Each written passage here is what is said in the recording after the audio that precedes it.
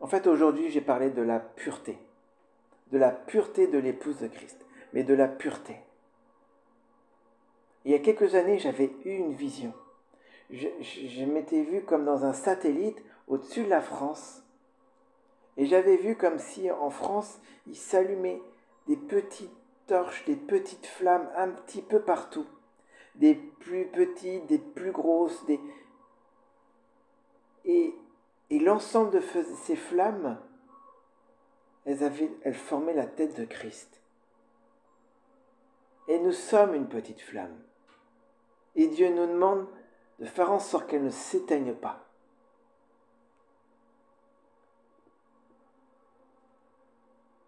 En ce moment, le diable, il se déchaîne pour envoyer l'impureté.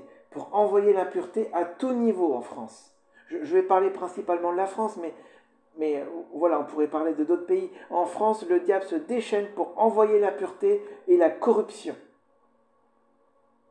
Et Dieu nous demande de combattre pour devenir purs.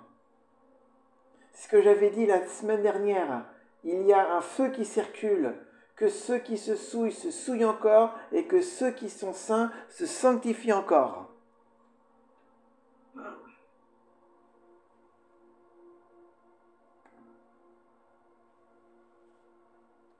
On va aller lire 2 versets. Apocalypse 19 au verset 7.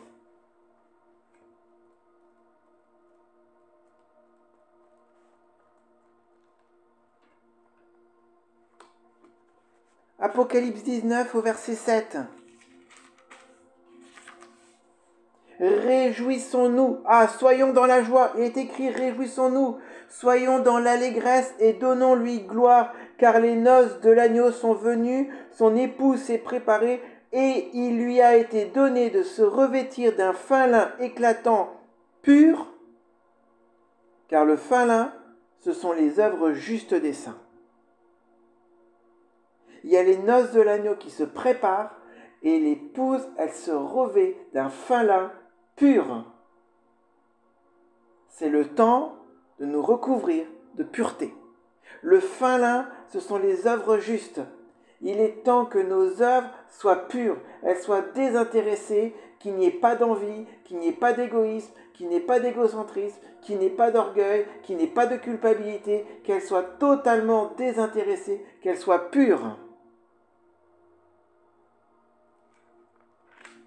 Lisons un deuxième verset, Apocalypse 22, 17.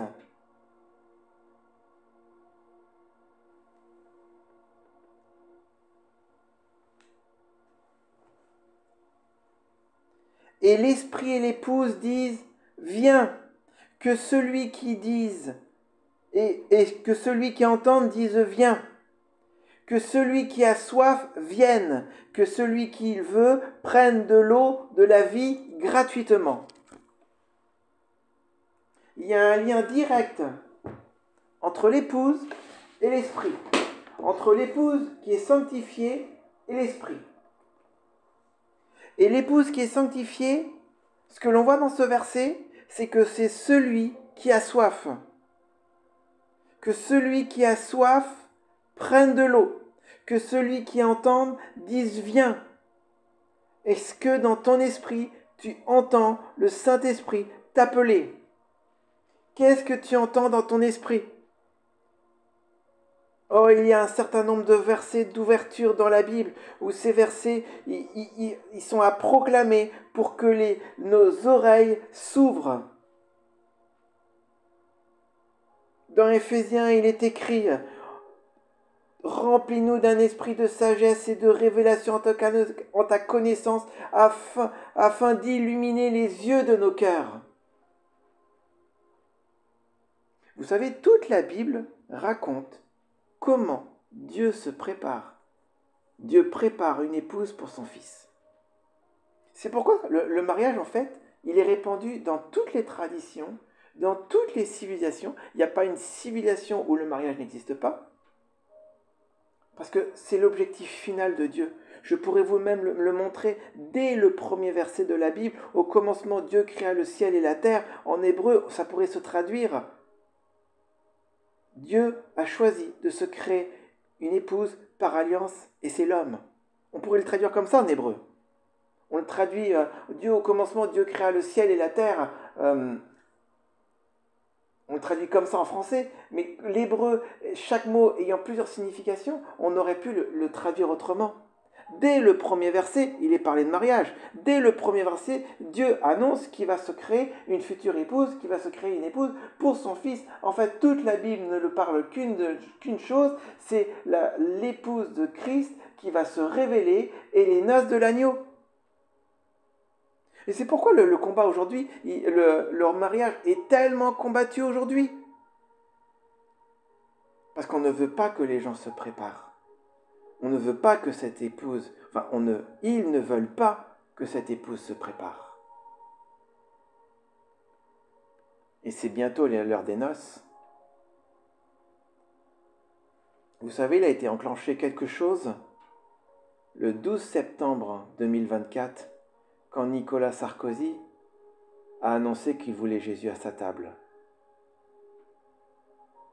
9 mois plus tard, on arrivera à la Pentecôte 2025. Je peux vous dire un truc, je suis quasi sûr que le réveil commencera à la Pentecôte 2025. Là, on a 9 mois de préparation, 9 mois de purification, 9 mois où le Saint-Esprit va purifier son épouse, où le Saint-Esprit va faire le tri entre ceux qui ont soif, ceux qui répondent à l'appel de viens, ceux qui se purifient, ceux qui se nettoient, ceux qui changent, et ceux qui ne veulent pas changer, ceux qui n'iront pas plus loin. Parce que tous les chrétiens ne feront pas partie de l'épouse. Il n'y en aura qu'un certain nombre.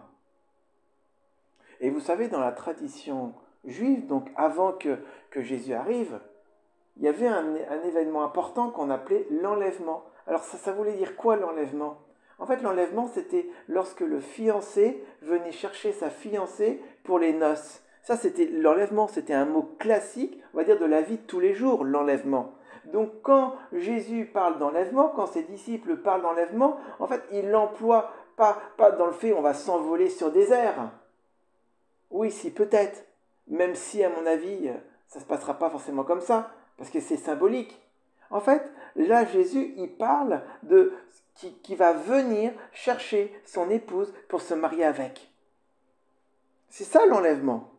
Ça a une signification précise. Et la première fois quand Jésus est venu sur terre, il est venu se fiancer. Et quand il revient, il viendra se marier, selon les noces de l'agneau.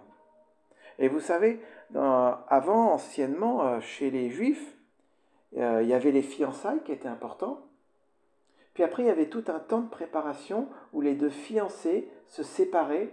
La fiancée se préparait, se purifiait. Comment elle se purifiait? En fait, elle apprenait les règles, les coutumes de la famille du fiancé. Et le fiancé, lui, de son côté, préparait une maison. Et quand les deux étaient prêts, ils se retrouvaient, c'était l'enlèvement, pour se marier.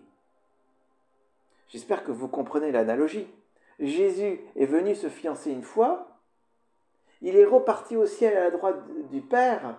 Le Saint-Esprit est là pour nous enseigner les règles et les coutumes du royaume de Dieu, les lois du royaume, les lois de la maison du Fils, les lois de la maison de Dieu.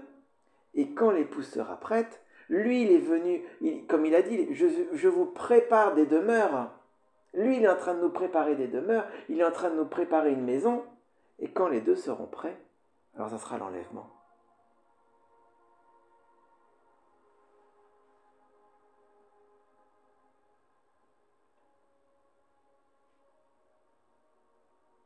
Alors, l'épouse de Christ, c'est un corps, c'est un ensemble de personnes. C'est pour ça que l'unité est importante et l'unité est tellement combattue. Mais la purification, elle est ensemble, mais elle est aussi personnelle. Et l'épouse, elle sera pure. Elle sera pure de tout intérêt personnel. Elle sera pure de toute mauvaise pensée. Elle sera désintéressée. L'épouse, de toute façon, elle sera enlevée, elle va tout perdre. elle va perdre tout ce qu'elle a sur terre, puisque sa richesse est dans le royaume.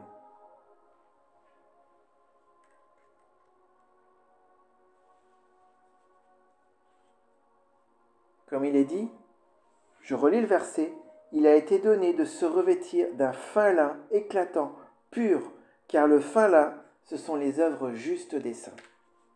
C'est symbolique, le fin lin, ce sont les œuvres justes, et il a été donné de se revêtir, de se préparer. Donc c'est ensemble qu'on se prépare, mais c'est aussi chacun personnellement qu'on se prépare.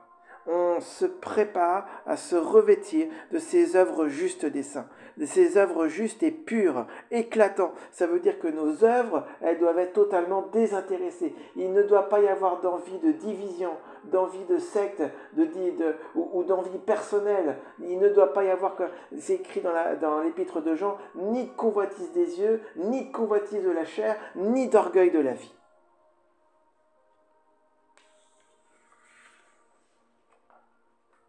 Alors, j'aimerais faire la distinction entre purification et sanctification. La sanctification, la sainteté ou être saint, c'est être mis à part pour une fonction ou une mission spéciale, une mission, on va dire divine, une mission spéciale. Les chrétiens sont mis à part. C'est pourquoi ils sont saints. Ils sont saints par nature. Quand tu nais de nouveau, tu es saint, et après ta sainteté, elle augmente, parce que ta mise à part sur terre augmente. Ça, c'est la sainteté, c'est être mis à part. C'est pour ça que Dieu est 3 fois saint, parce qu'il est mis à part, il se suffit à lui-même, et il est mis à part. Il est à part, voilà, Dieu, il est saint. Mais la purification, c'est pas la même chose. La purification, c'est le nettoyage. Et vous savez, en hébreu, être pur et savon, ça a un peu la même racine. En fait, purifier, savonner, c'est nettoyer, c'est la même chose. Et quand il est écrit que l'épouse se purifie, c'est qu'en fait, elle se nettoie. Elle se nettoie de toutes ses racines d'amertume. Elle se nettoie de tout son orgueil. Elle nettoie son cœur. Elle se nettoie pas, elle, de l'extérieur. Elle se nettoie à l'intérieur. Elle se nettoie physiquement, mais émotionnellement, spirituellement, ça c'est personnel. Et puis au collectif, c'est spirituellement. Elle se nettoie de toute son hypocrisie, de tous ses mensonges, de tous ses vols, de tout ce qui la retient sur terre. Débarrassez-vous de tout ce qui vous retient sur terre. Ne perdez plus de temps. Ce n'est plus le moment d'entamer des projets charnels, des projets terrestres. Parce qu'il n'y a plus le temps, c'est le temps de se débarrasser, de se délester. Jésus, il va revenir. Le réveil, il arrive.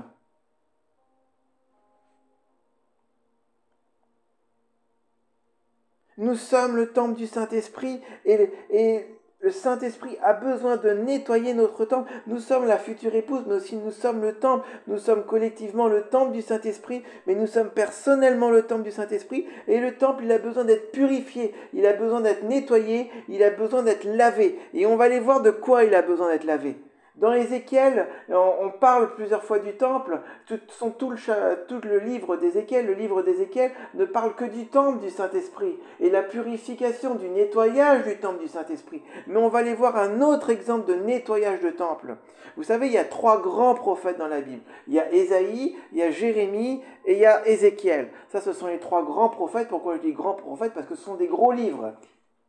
Ésaïe, il est à l'image de Dieu le Père. Il porte l'image de Dieu le Père. Il porte les souffrances, l'amour qu'il y a dans Dieu le Père. Ésaïe, il a 66 chapitres, tout comme la Bible a 66 livres.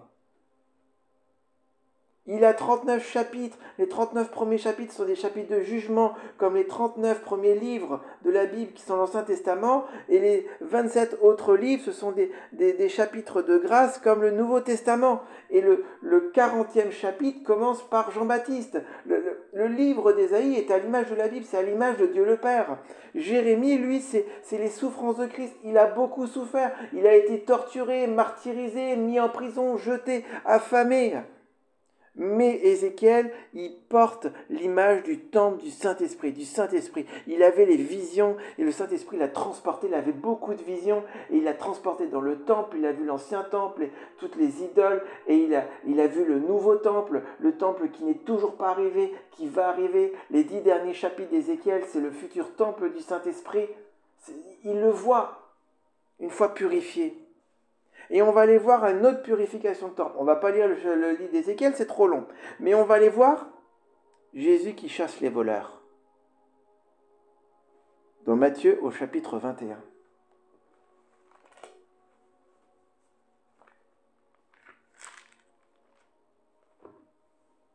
Jésus chasse des voleurs dans le temple.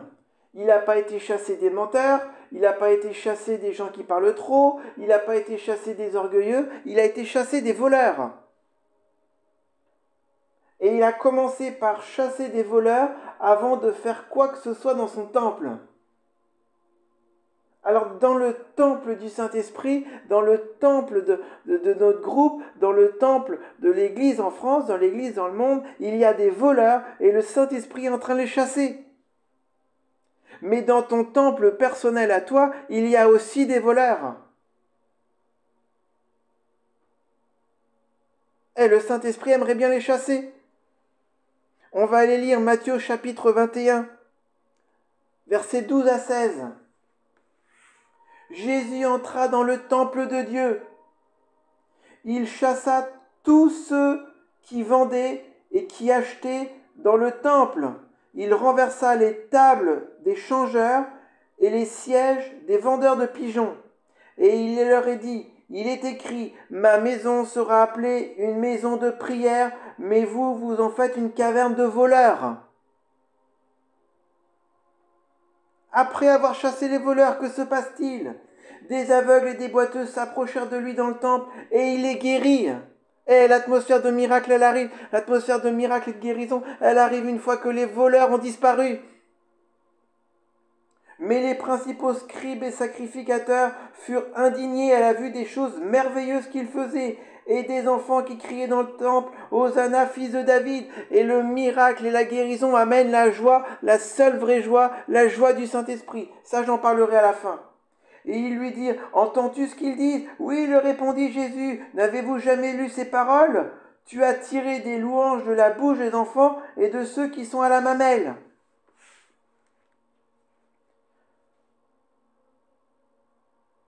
Jésus, il a dit que la maison de Dieu, le temple de Dieu, est une maison de prière. Ce n'est pas une maison pour faire autre chose, ce n'est pas une maison pour n'importe quoi. Ce n'est pas une association, ce n'est pas un club, ce n'est pas un magasin, c'est une maison de prière. Ça veut donc dire que si tu vas à l'église pour combler ta solitude, bah t'es à côté. Si tu vas à l'église pour rencontrer quelqu'un, t'es encore à côté.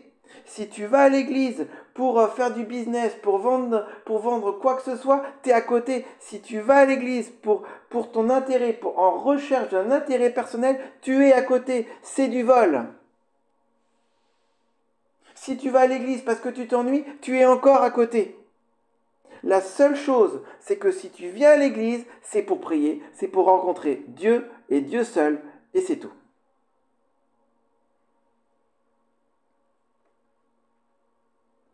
Si tu as besoin de rencontrer quelqu'un, si tu as besoin d'avoir d'autres personnes, de relations sociales, c'est très bien, mais c'est pas à l'église. C'est pas dans le temple de Dieu. Dans le temple de Dieu, Jésus a dit, ma maison est une maison de prière. Ta maison personnelle doit être une maison de prière. Notre maison, notre groupe, enfin je dis notre, c'est un peu, doit être une maison de prière. L'église en France doit être une maison de prière. Aujourd'hui, l'église en France, c'est pas une maison de prière. C'est un centre de rencontre, c'est un centre social, c'est un centre de tout ce que l'on veut. Mais pour avoir été dans beaucoup d'églises, c'est pas vraiment une maison de prière.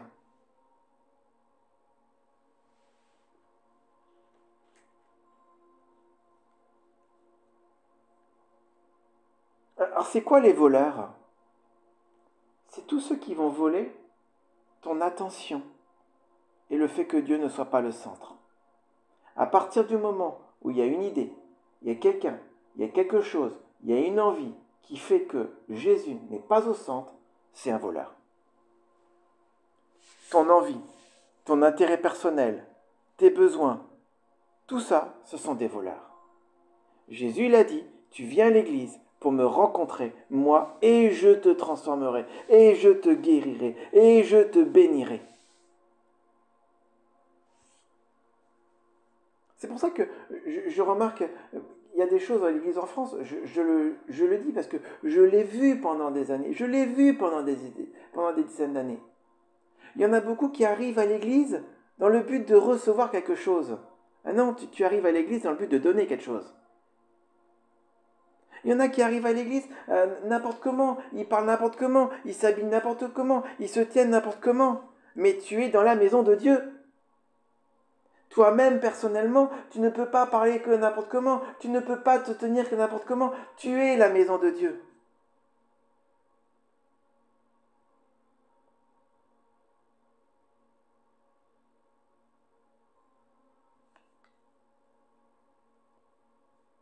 Et tu rencontreras Dieu en esprit et en vérité. Adore-le en esprit et en vérité. Mais tous les mauvais esprits sont aussi des voleurs. Il y a plein d'autres voleurs.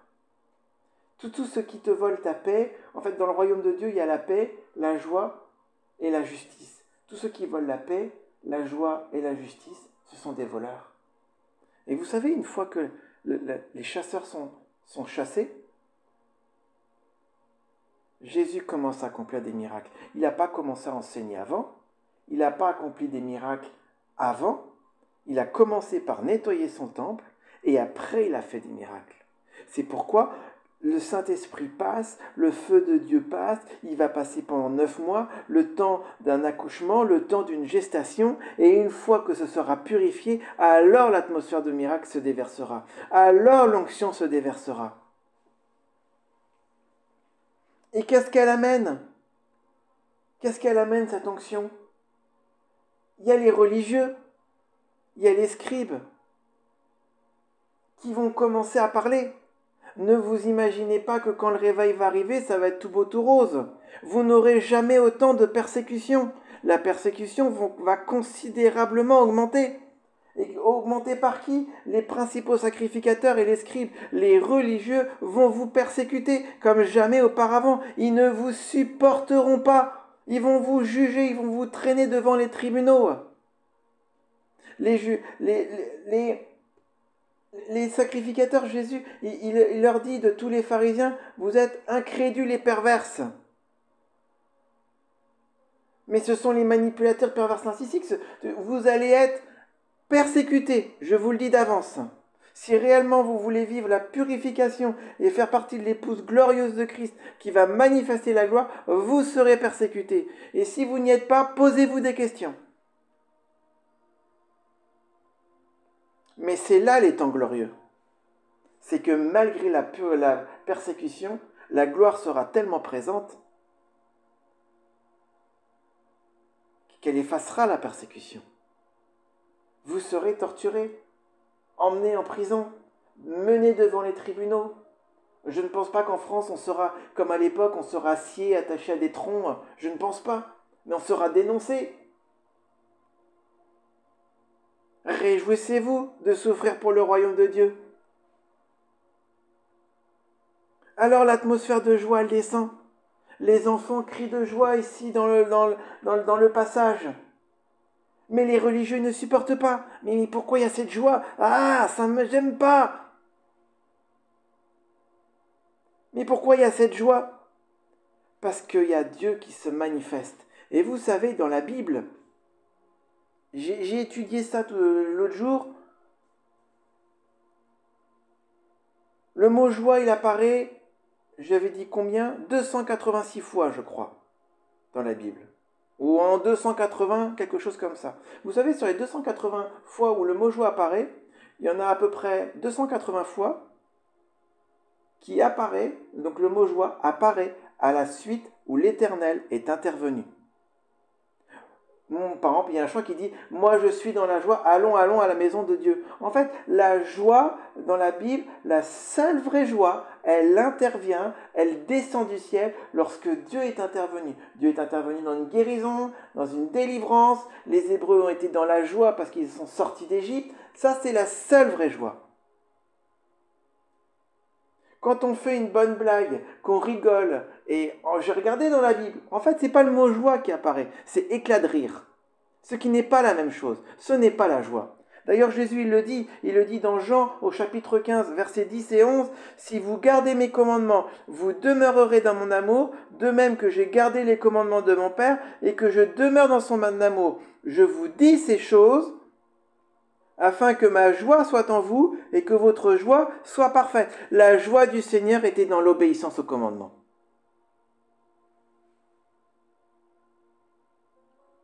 Tous ceux qui, autour de vous, ils rigolent, ils s'amusent, ils passent du bon temps, ils se détendent et tout. C'est pas la joie, ça. Et je ne dis pas qu'il le faut pas. Je dis juste que ce n'est pas ça la vraie joie. Alors il y a une autre joie qui intervient un tout petit peu dans la Bible, où le mot joie intervient. C'est lorsqu'il dit, dans le verset qui dit « Réjouis-toi avec la femme de ta jeunesse ». Voilà.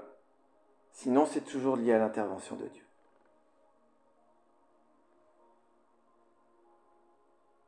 Il est aussi beaucoup parlé en ce moment, parce qu'on entend beaucoup parler, moi en tout cas dans mon métier, de repos, de détente, de s'amuser. Vous savez, ça fait partie des choses des voleurs. Des voleurs, on ne se rend pas compte à quel point ça nous vole, mais ce sont des fausses conceptions. Jésus, Dieu nous a jamais dit de nous reposer. Il a dit, vous travaillerez pendant 6 jours, et le 7e jour, je me reposerai, et vous me servirez. À aucun moment, Dieu nous demande de nous reposer. On se reposera au ciel. Dans la Bible, la notion de vacances n'existe pas. Ce sont les perversités du XXe siècle. Je ne dis pas qu'il ne faut pas en profiter. Je dis juste que ça ne doit pas être le centre de notre vie. Et alors aujourd'hui, le problème, c'est que quand j'écoute les médias, quand j'écoute ce qu'il y a autour de moi, c'est le centre de la vie, c'est les vacances, l'amusement, comment je vais faire pour me détendre. Ça ne correspond pas à ce que Dieu attend de toi. Dieu, il te donne à la rigueur des pauses pour te reposer. Mais tu travailleras 6 jours, et le 7e jour, tu travailleras pour moi. Ça, ce ne sont pas des paroles de moi que je vais dire, mais plusieurs prophètes l'ont annoncé. En 2025, Dieu attend de nous qu'on travaille pour lui plus que jamais. Et Dieu honorera les petits commencements. Nous aurons toute l'éternité au ciel pour nous reposer.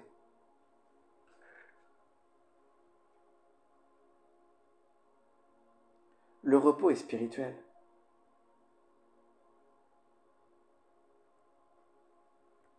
J'aimerais terminer par le chandelier. Vous savez, le chandelier, il a quelque chose de particulier. La Bible explique qu'il y a un chandelier. Donc Dieu a dit à Moïse dans le tabernacle, quand tu fabriqueras un chandelier d'un talent d'or pur, il aura 7 branches. Alors il y aurait beaucoup de choses à dire sur ce chandelier. Il a 60 fruits et feuilles, 66, comme le nombre de la Bible, comme le nombre de livres de la Bible. Il en a 39, ça correspond au tube central, plus 3 branches.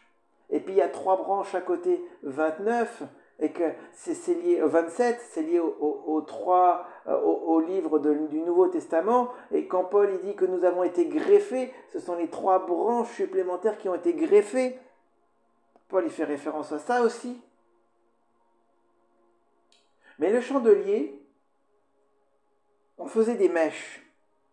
On y mettait de l'huile, on faisait des mèches et le feu s'allumait. Et vous savez, le chandelier était dans le lieu saint. Mais dans l'Apocalypse, il y a quelque chose qui est bizarre. Dans l'Apocalypse, au chapitre 1, le chandelier, il est dans le lieu très saint. C'est pourquoi les Juifs te disent l'Apocalypse, on ne peut pas le lire. Parce qu'il a été dit à Moïse qu'il soit dans le lieu saint, mais dans l'Apocalypse, il est dans le lieu très saint. Donc on ne peut pas lire l'Apocalypse. Quel est le mystère? Le mystère, c'est que l'Église était dans le lieu saint pendant l'heure de l'Église, mais à la fin des temps, elle passe dans le lieu très saint.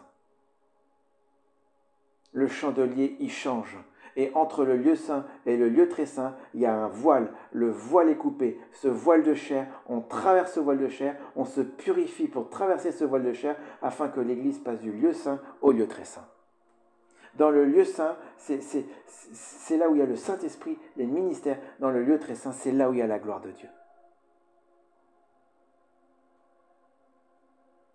L'onction, le Saint-Esprit, c'est pour le travail. Dieu nous donne l'onction pour travailler pour lui, pour guérir les malades, pour annoncer l'évangile, pour faire son œuvre, pour faire des œuvres pures. Mais la gloire de Dieu, c'est pour son repos. La gloire de Dieu, c'est lui qui vient se reposer. C'est ce qui est marqué, le Shabbat, Dieu se repose. Il n'est pas dit que nous, on se repose, il est dit que lui se repose. Au 7e jour, c'est lui qui se repose. C'est sa gloire qui vient habiter dans le temple. Et alors ce chandelier, comme je vous ai dit, il y a des mèches. Et vous savez d'où est-ce qu'elles viennent ces mèches? En fait, les Juifs, ils racontent qu'à l'époque, les sacrificateurs, donc ils avaient le vêtement de fin lin. Eux aussi, ils avaient un vêtement de fin lin. C'était le premier vêtement, c'était le t-shirt, le caleçon. C'était les vieux vêtements de fin lin. Ils les découpaient et ils en faisaient des mèches. Ils le mettaient dans le chandelier. La mèche aspirait l'huile et il y avait le feu qui venait.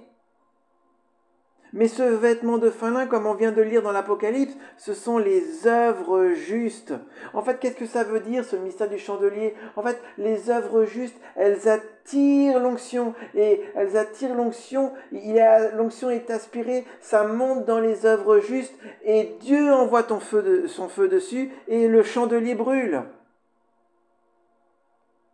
Mais s'il n'y a pas d'œuvre juste, l'onction ne monte pas, et si Dieu envoie son feu, en fait, il ne s'allume rien.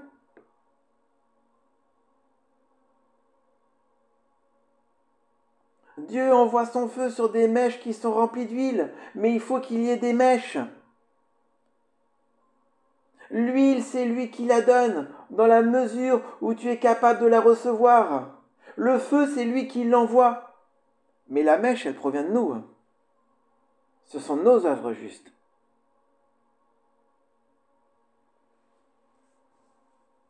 C'est pourquoi, en 2025, il nous est demandé de travailler pour lui, plus que jamais. Qu'il y ait des mèches, que le chandelier soit saturé de mèches.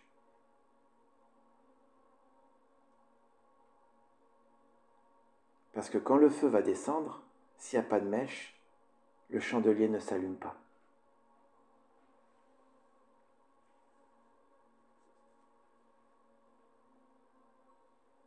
Je vais terminer par l'incorruptibilité. Il y a un certain nombre de passages dans la Bible qui parlent d'incorruptibilité. Vous savez, aujourd'hui on parle de corruption, corruption du gouvernement. Bon voilà, je ne vais pas citer parce qu'on est sur Internet, mais corruption du gouvernement en Ukraine et ailleurs. Finalement, je le cite quand même. La corruption, il faut bien savoir ce que ça veut dire. Ça veut dire la décomposition jusqu'à altération totale. C'est ça la corruption. Et l'incorruption ou l'incorruptibilité, c'est lorsqu'il n'y a pas de décomposition, c'est lorsqu'il n'y a pas d'altération. En fait, en grec, être pur et être incorruptible, c'est la même chose.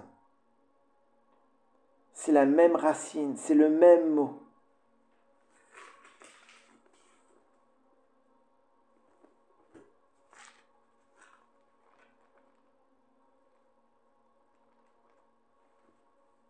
Lisons l'Épître aux Romains au chapitre 2, versets 7 et 8.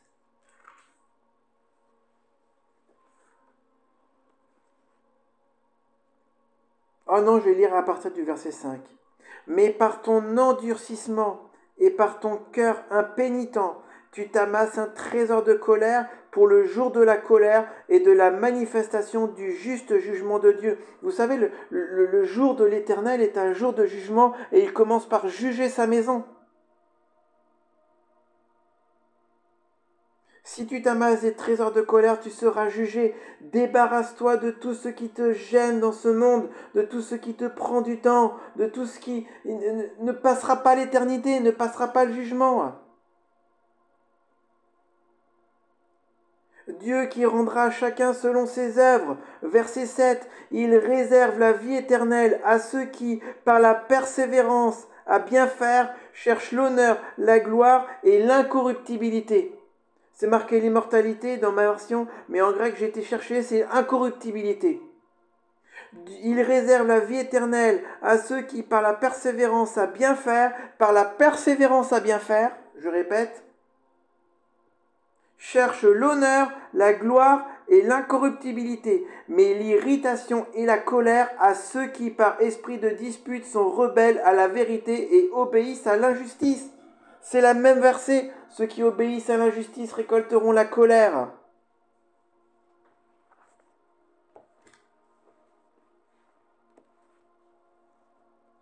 Je vais lire un autre verset, c'est le dernier verset. Première épître aux Corinthiens.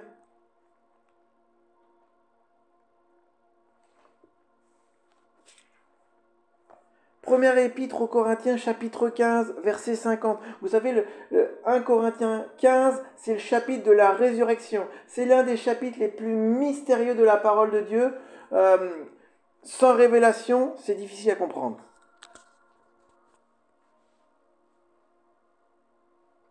Mais il est dit quelque chose. Au verset 50. Car ce que je dis, frères, c'est que la chair et le sang ne peuvent hériter le royaume de Dieu, et que la corruption n'hérite pas l'incorruptibilité.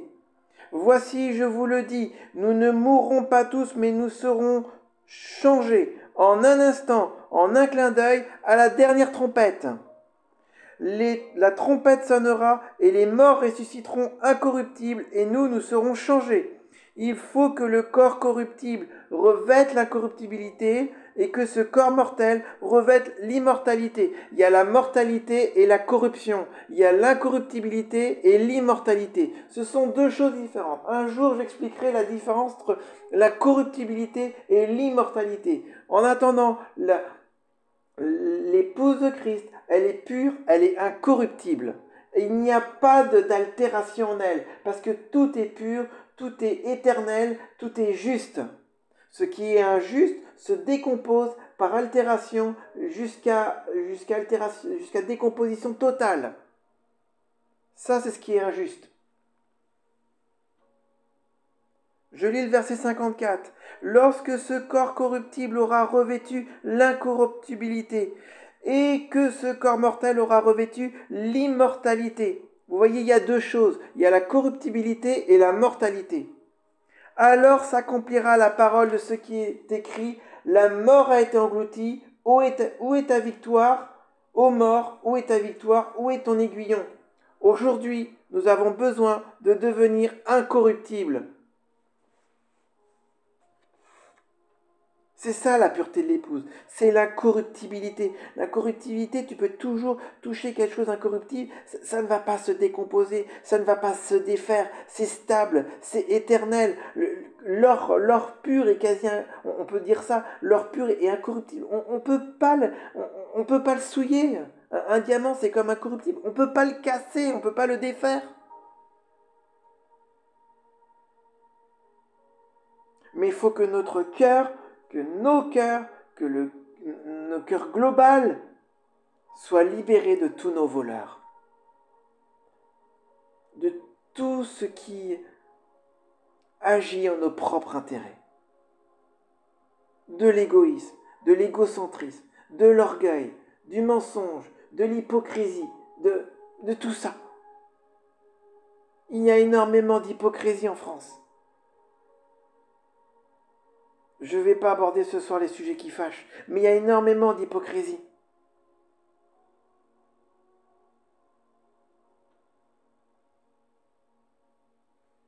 Je te remercie, mon Dieu. Merci de nous rendre purs. Merci parce que tu nous laisses quelques mois encore. Merci pour ton feu qui passe. Merci pour ce feu qui nettoie l'intérieur. Seigneur, change mon cœur. Seigneur, change nos cœurs. On ne veut plus de ces envies. On ne veut plus de ces gains sordides. On ne veut plus penser à nous. On ne veut plus notre propre royaume. Que notre seule préoccupation soit ton royaume. Change nos pensées. Détruis toutes nos forteresses. Guéris toutes nos blessures qui font qu'on est centré sur nous.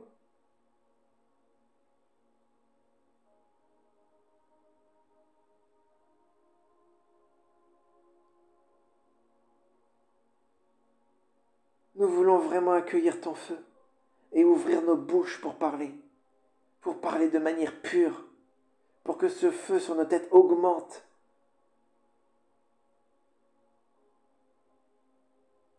Oh Saint-Esprit, Seigneur, baptise-nous de feu. Baptise-nous de feu.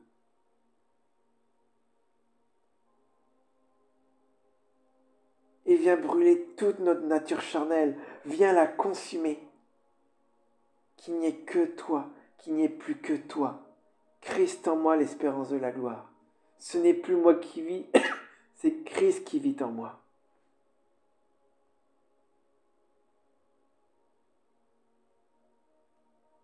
Les temps sont glorieux. Vous savez, les temps sont tellement glorieux. La pression augmente. Dieu met la pression pour nous purifier. Le diable met la pression pour nous enfoncer. La pression augmente.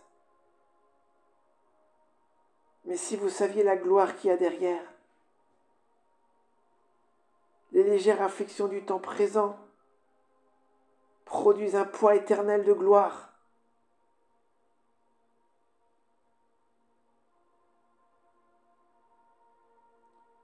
Les souffrances du temps présent ne sont pas comparables à la gloire à venir. La gloire de la seconde maison est plus grande que celle de la première. Pourtant, elle était déjà glorieuse, la première. Jésus a dit que nous ferons des choses plus grandes que lui. Dans la Bible, il n'est pas relaté d'actes plus grands que ce que Jésus a fait. C'est peut-être pour notre temps qu'il en parle.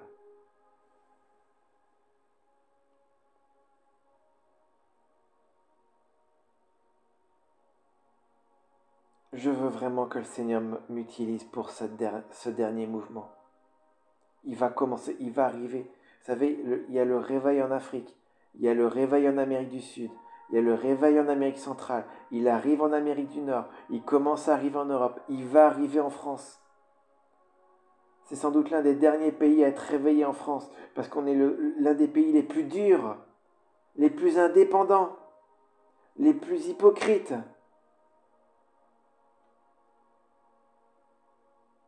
Les plus orphelins.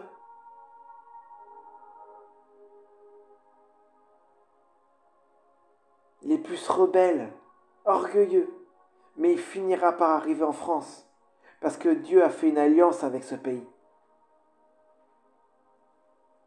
La France a été l'un des premiers, peut-être le premier pays à s'être consacré à Jésus. Il y a une alliance qui est là. Il y a une alliance qui n'a pas été coupée. Et Dieu n'a pas oublié notre pays. Mais il commence par juger. Il commence par séparer. Il commence par mettre les brebis d'un côté et les boucs de l'autre. Il commence par juger sa propre maison. Il commence par nous nettoyer. Les souffrances du temps présent ne sont pas comparables à la gloire à venir.